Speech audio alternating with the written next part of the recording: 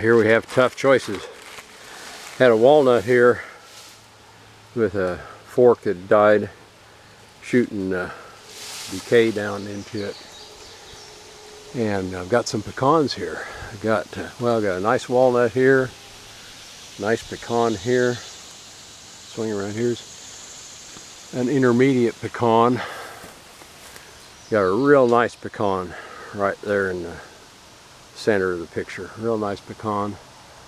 And it has a what is that, a bur oak? Got a bur oak, no, swamp white oak under it. It's kind of a reserve. Over here I've got a pecan that's forked, and I don't know if I have a place to put it, because I've got another pecan there that has a fork a little higher up. That's actually the most vigorous tree in this bunch here. Then behind that I've got another nice pecan going up. I'd kind of like to get rid of that forked one. Anyway, this walnut, because of that fork shooting decay down in it, I'm knocking it out. I've got it wedged over.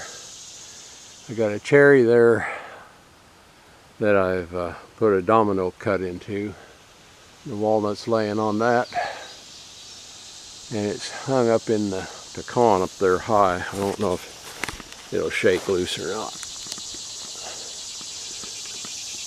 You can kind of shake it, but it doesn't want to go. Wind will make it go. Come on, baby. Doesn't want to go. I may go ahead and cut the stump a little more so it can get a little roll action on it. That might make a difference. But those decisions, you think about them. Got a nice bunch of pecans and walnuts. There's a pecan down there, right in the center. There's a nice walnut there. Another nice walnut right in the middle over there. Nice swamp white oak beyond that. Got a lot of good trees here. This is down kind of on the low end of the field. There's a drainage not too far away. We're down at the foot of a slope of Hoyleton, and I'm not sure what the soil type is here, but we could be down at the lower edge of the Hoyleton. I'm not sure what it goes into. I'll have to look at the map. Anyway, I think I'm going to give this a little buzz and see if it'll roll. And then if I can find a hole for that forked one, I think I'll take it out. There's a better one behind it, a better formed one, and this one. And both of those are over this white oak, so I can leave it for the time being. Okay, back to work. Well, we got her. I'm leaving that thing run. It didn't like the hot start. Boy, it about warmed itself out for restarting it after that last trip. Anyway, this is that pecan. This is next to this swamp white oak. And next to that other pecan back there behind the white oak. There's the walnut we just took down. And I aimed this through that opening. It went right through, didn't hurt a thing, it just went down. You can see that fork there. The fork can get wide and tear down 2 trees, one on either side. It fit right through. Got that down. Yep, back to work.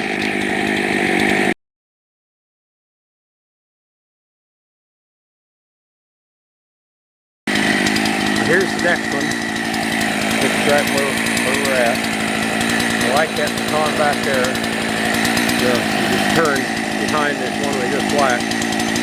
There's a pecan right there. You see it leans over. It's got its head right up against our toast from there. So we're going to take that one down, and then right behind it, there's a cherry tree there. And that cherry's got its head right up against 2 more pecans. One there. That nice straight hole right there. Well, that is beauty back there. And that one's up against a real nice one. They both got enough headroom. Boy, there's some nice trees in here. So this little bit of a leaner here, and that cherry are going to go. And there we go. Got that one down. It was a leaner, and I had to correct to the right quite a bit. It had the direction I wanted to take it. It had the side lean, so I corrected to the right, put it kind of in the right side of that hole out there. And it went down without hurting the thing. It brushed right through that nice little small white oak. So that went down according to plan. See the other one there. And it's carried. Lay it right here. Laid it out there between the big pecan and little pecan. Laid it right out there. Man, making good progress. This feels great. Gonna get off again. Okay, here we are at the next spot. We're just a little bit away from where you just saw me working, and it's getting warm out here. But anyway, here's what we got right now. You see how I was right in there the other day, and you see where I worked from the other side over there several videos back. You see trees down. Anyway, so right here we've got a nice cherry bark right here. Got a good one there. Another good one there. Good one there. Good one there. Swamp white oak. Right in the center of the picture, right there. You can see where I took down one there.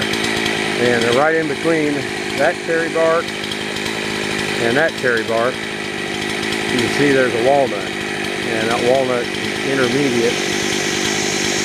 And now, I'd like to mention, these walnuts you see in here are all volunteers. We didn't stick any walnuts on this site, although Hoyleton will grow pretty good walnuts. But these are all ones that are brought in by wildlife. But my cherry barks are kind of the priority here. And I don't want to kill a good cherry bark for a maybe walnut. If you look, you can see the crown ratio on that is way up there. The crown's way up there. I'd like to have a little more of that in the crown. And it's been fighting its way up between the trees, so it's got a lot of sweet in it. So I'm going to lay that one down right over there toward that stump you see out there. And then I have to kind of look at my spacing on these. This cherry bark right there is a nice one. It's kind of filling a spot here. I've got cherry barks that are getting pinched in. And that is the smallest one. It's a big 10 or a small 12. And I've got bigger ones all around it, so I'm thinking I may have to take that one out. But worry about that after I get this walnut out, and then I'll think about it a little more. There we go. Got that walnut down. You can see it laying sideways in there. Saw is next to the stump. And if you look up, you can see that man, nice bunch of room up there for those trees to expand their crowns. They expand their crowns and they turn on and grow. So that's what you're doing, trying to get space around your crowns. Now, let me look at this situation behind me here.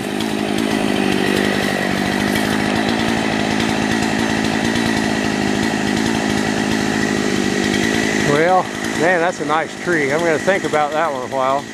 But looking back in here, there's an easy choice here.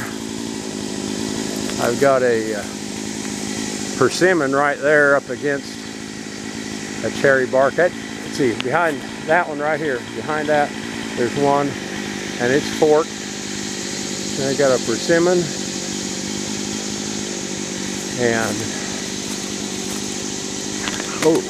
fell in the ditch there. Okay, right in the center, there's about a small 12. Right next to it's one just 6 inches. It's lost the race, and now it's an intermediate. It's still getting sun from above. It's an intermediate tree. I can knock him out. And this one I can keep as a reserve if I get rid of that persimmon. And this thing. That's one thing you can do. If you're not sure, you can come back in a couple of years. Hold one in reserve if you're not sure. but give it a little room if you're going to keep it as a reserve so it doesn't become suppressed. Look out there. Oh dang, there's a honey locust. I'm going to try to put it right in the middle. There is a honey locust right there in the center. That is a honey locust. We'll kill that. It's got good trees all around it. So that's an easy one. Make a lot of space there. And it's painless. It's painless getting rid of a honey locust. Man, those things are nasty. Okay, that's what we're going to do. We're going to come up here and we'll take out that 6-inch one right there. Get rid of that persimmon. Get rid of this hackberry. And then I'll look it over again, but I think we can hold that one in reserve. And then get over there and kill that honey locust. Well, I'm surprised it made it through another tree. I've got one, there it's moving.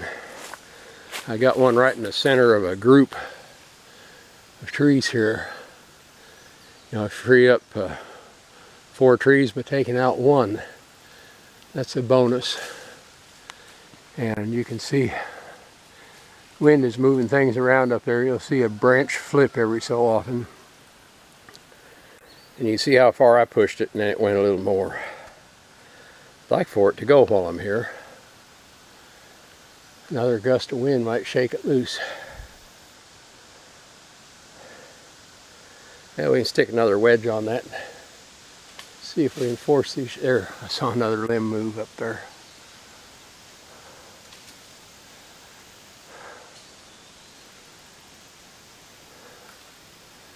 Come on, wind, blow. There, you saw one move.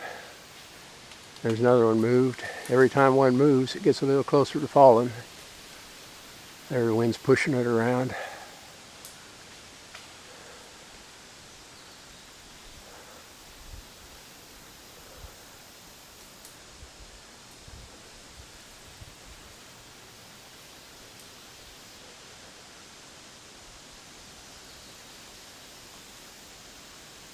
Okay, let's stick another wedge in that baby and see if we can coax it.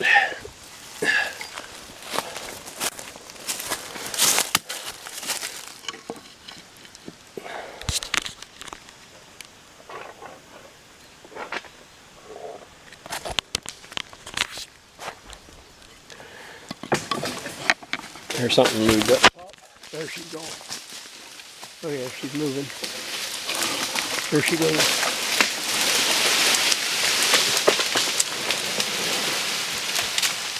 Oh, that's wonderful, wonderful. Okay, it stopped on the understory walnut there. I should have cut that before I cut this one. Anyway, that'll dry better on the stump when she's elevated. Anyway, now you see, there's the honey locust we just killed. Right there. Now that cherry bark's got room, that one's got room, that one's got room. These two over here have room now, and that one out on the edge is wide open on the other side. Okay, makes you feel like a winter, and that saw made it through the cutting. I know it's about empty. I'm gonna go back and refuel. That thing's hard on the hot starts when it's low on fuel, so I'm gonna head on back and gas up again. That was fun. That was fun watching that come down. I thought we'd take a look here. This is that last one I dropped. You know, it's hung up over there. The last one I dropped. And just want to have a look here at what happens as these trees run into each other. You can see back here, that tree's going great guns. That's about 3/8 of an inch radius every year. And it's starting to slow down just a little bit, but still real good. This year, from there's springwood to springwood, that year is real good. And then after that, get some sunlight on there. There's a real short year there, another short year. There's a little more, about 3/32 maybe, a good solid 1/16 of an inch, and then another big 1/16, and then this is this year right here. But it just, as they ran into each other, and this thing couldn't get sunlight around the sides, and it's, you know, having to get all its sunlight from above, you see a real slowdown. And it's best if you can catch it before it really needs the thinning, but at least we're getting it before these trees are suppressed. And I think we're going to see a good response in here. But yeah, you're going to see a jump in here. When the sun comes out, you can see that a little better. You can see there's a short year. That one's about 3/30 seconds. And then this last year, we're just about a 1/16 of an inch there. Of course, we still got August and September to go, but that's about all that's going to do. Good looking tree.